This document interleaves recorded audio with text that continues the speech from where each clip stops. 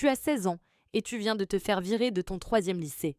Pas pour violence, pas pour drogue, juste parce que tu ne te pointes plus. Ça fait 6 mois que ta mère bosse double service à l'hôpital et rentre trop crevée pour remarquer que tu passes tes nuits dehors. Ton père est parti quand tu avais 9 ans. Personne ne sait où, personne ne demande. Le quartier où tu vis s'appelle Eastbrook, mais tout le monde dit juste le bloc. 4 tours d'habitation grises, un terrain de basket avec des paniers sans filet, une supérette qui ferme à 6 heures parce que le propriétaire a peur de ce qui se passe après. Tu connais chaque recoin, chaque cage d'escalier, chaque endroit où les caméras de surveillance ne filment pas. C'est là que tu rencontres Malik.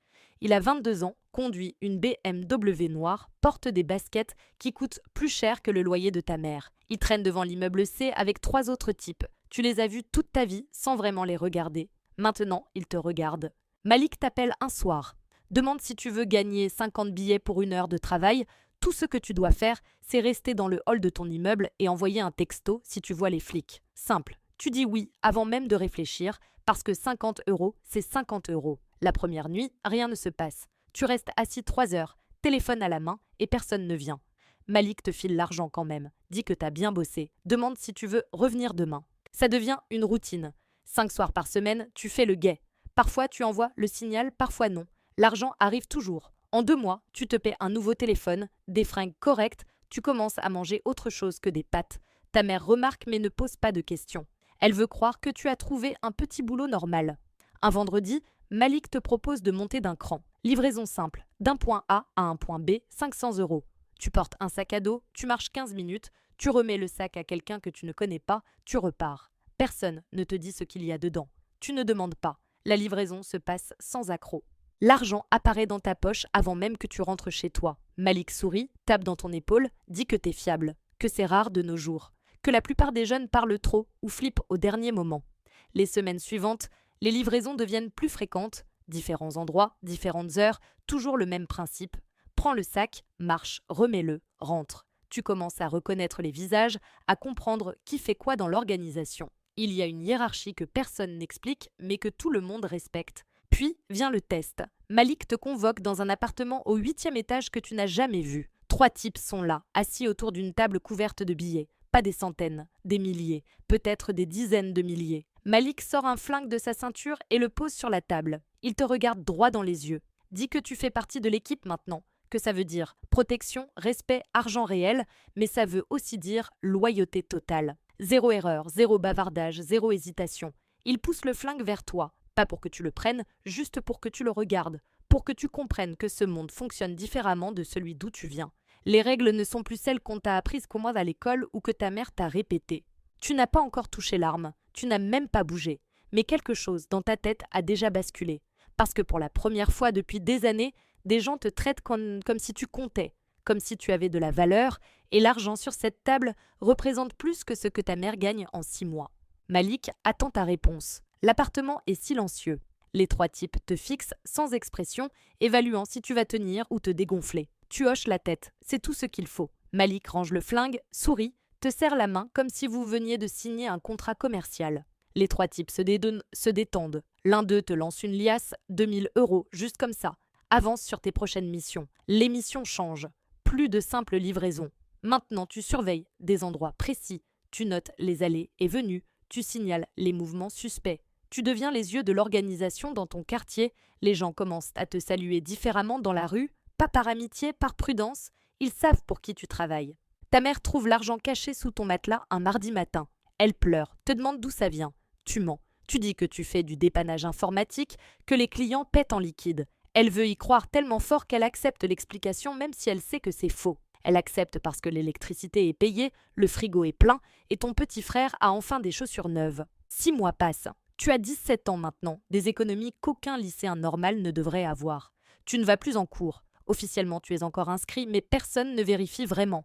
Les profs ont abandonné, l'administration s'en fout et toi, tu as mieux à faire. Malik te confie une vraie responsabilité. Gérer 3 guetteurs plus jeunes que toi, tu deviens celui qui distribue l'argent, qui explique les règles, qui décide qui reste et qui dégage. Le pouvoir est grisant. Ces gamins te regardent comme tu regardais Malik il y a moins d'1 an. Puis vient la nuit où tout bascule. Une livraison qui devrait être simple, un sac, un trajet de 20 minutes, une remise dans un parking souterrain. Sauf que cette fois, les flics sont là. Pas par hasard, par renseignement. quelqu'un a parlé, quelqu'un a vendu l'info.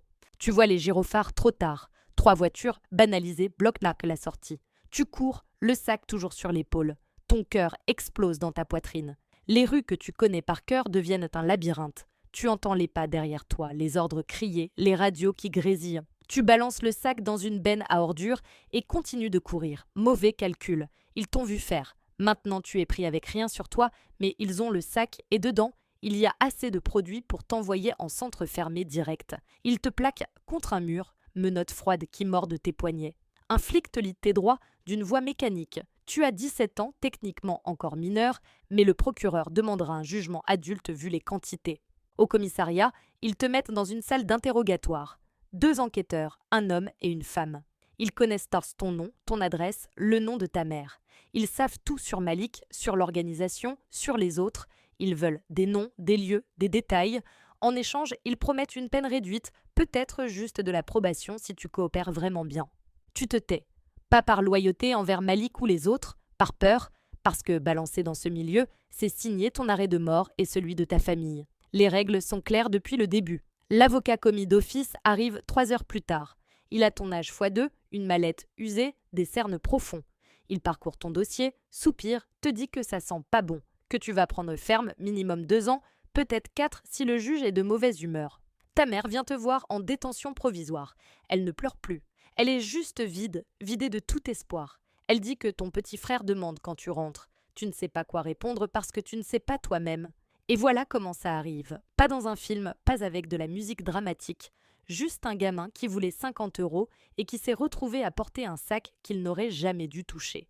Tu hoches la tête, c'est tout ce qu'il faut. Malik range le flingue, sourit, te serre la main comme si vous veniez de signer un contrat commercial. Les 3 types innocents se détendent.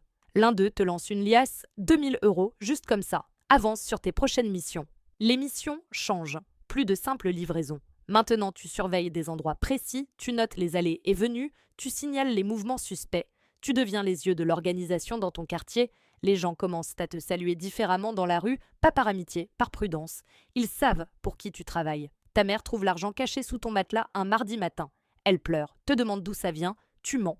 Tu dis que tu fais du dépannage informatique, que les clients paient en liquide. Elle veut y croire tellement fort qu'elle accepte l'explication même si elle sait que c'est faux. Elle accepte parce que l'électricité est payée, le frigo est plein et ton petit frère a enfin des chaussures neuves. 6 mois passent. Tu as 17 ans maintenant. Des économies qu'aucun lycéen normal ne devrait avoir. Tu ne vas plus en cours. Officiellement, tu es encore inscrit, mais personne ne vérifie vraiment. Les profs ont abandonné, l'administration s'en fout, et toi, tu as mieux à faire. Malik te confie une vraie responsabilité. Gérer 3 guetteurs plus jeunes que toi, tu deviens celui qui distribue l'argent, qui explique les règles, qui décide qui reste et qui dégage. Le pouvoir est grisant. Ces gamins te regardent comme tu regardais Malik il y a moins d'1 an. Puis vient la nuit où tout bascule. Une livraison qui devrait être simple. Un sac, un trajet de 21 minutes, une remise dans un parking souterrain. Sauf que cette fois, les flics sont là. Pas par hasard, par renseignement. Quelqu'un a parlé, quelqu'un a vendu l'info. Tu vois les gyrophares de trop tard. 3 voitures banalisées bloquent la sortie. Tu cours, le sac toujours sur l'épaule. Ton cœur explose dans ta poitrine. Les rues, que tu connais par cœur, deviennent un labyrinthe. Tu entends les pas derrière toi, les ordres criés, les radios qui grésillent. Tu balances le sac dans une benne à ordures et continues de courir. Mauvais calcul. Ils t'ont vu faire. Maintenant, tu es pris avec rien sur toi, mais ils ont le sac et dedans, il y a assez de produits pour t'envoyer en centre fermé direct. Ils te plaquent contre un mur. Menottes froides qui mordent tes poignets. Un flic te lie tes droits d'une voix mécanique. Tu as 17 ans, techniquement encore mineur, mais le procureur demandera un jugement adulte vu les quantités. Au commissariat, ils te mettent dans une salle d'interrogatoire. 2 enquêteurs, un homme et une femme. Ils connaissent ton nom, ton adresse, le nom de ta mère. Ils savent tout sur Malik, sur l'organisation, sur les autres. Ils veulent des noms, des lieux, des détails.